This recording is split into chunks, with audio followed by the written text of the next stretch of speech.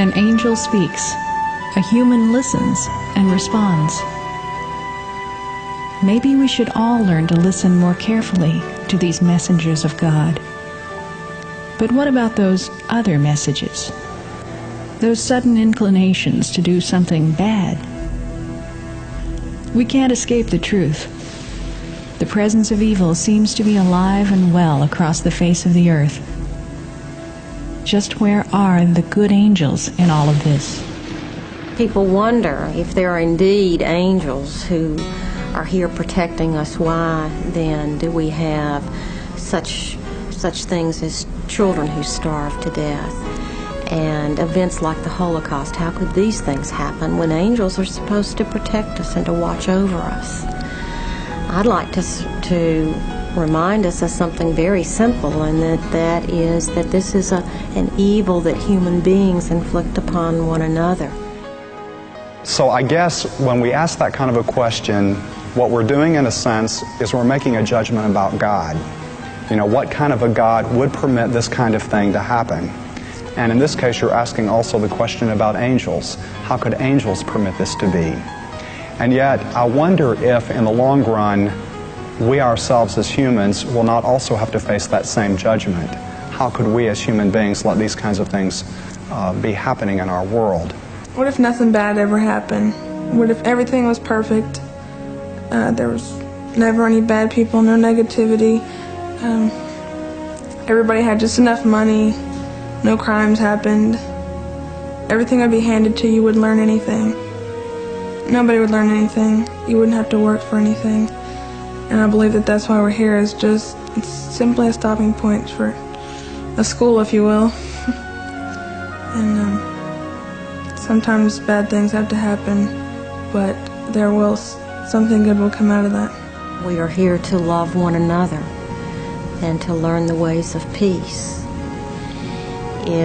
If God were to intervene directly, say, to directly send an angel to put food into a child's mouth, that is not teaching us that we have a responsibility to that child. If that child is to be fed, it's to come from our hands. Angels don't want the attention on them. They want us focused beyond them. They're pointing to heaven and they're disappearing. They're saying that's where the peace is coming from. That's where you have to start. So you've got to put God back, and then everything else will make sense, and everything else will flow from that. So angels aren't looking for praise or adoration. Some remarkable insights on this subject are offered by Betty Eady, whose book Embraced by the Light is a bestseller. Betty wrote the book following an extensive near-death experience where she picked up some definite opinions about an angel's place in human affairs. But don't focus on angels. If you focus on angels, you are shortchanging yourself. Many people have come up to me and they said, Betty, I want to learn how to get in contact with my angels. Why? Why do you want to learn who the messenger is? Learn who God is. I don't even know who my angels are. I don't remember their names. I don't try to know what their names are. I just know that they're there.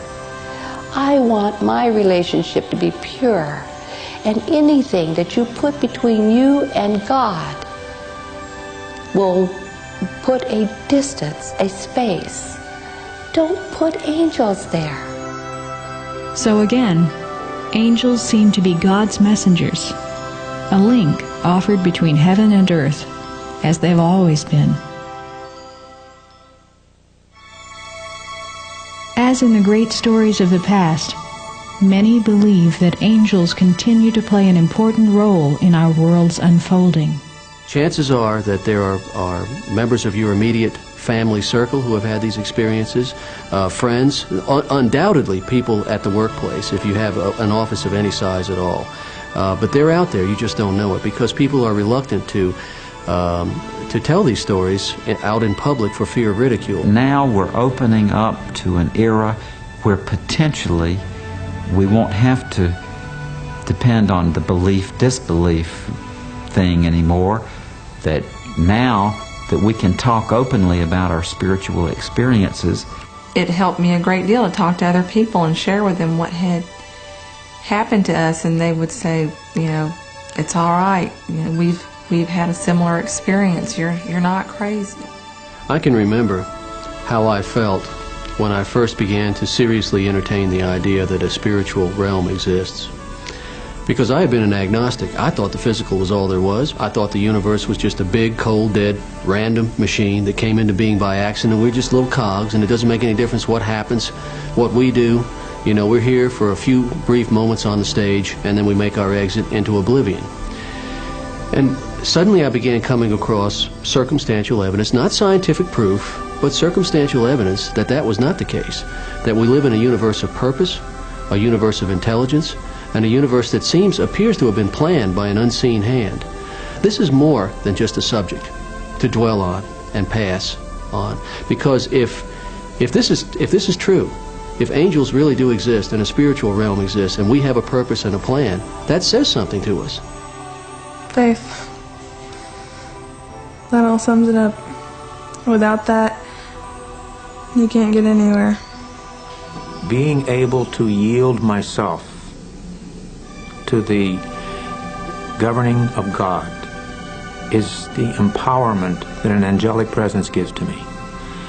To be able to believe that God is so concerned about me and you and all of us, that God comes presently into each of our lives. And if we're open enough to receive that presence, then we become so much more open to each other. And it's that angelic presence that binds us into one another's lives, and we're whole and at peace. And might the angel's final and finest message be, you are not alone. No matter where you travel or where you end your days, could it be that an angel hovers ever near, ever offering the great peace that comes with believing?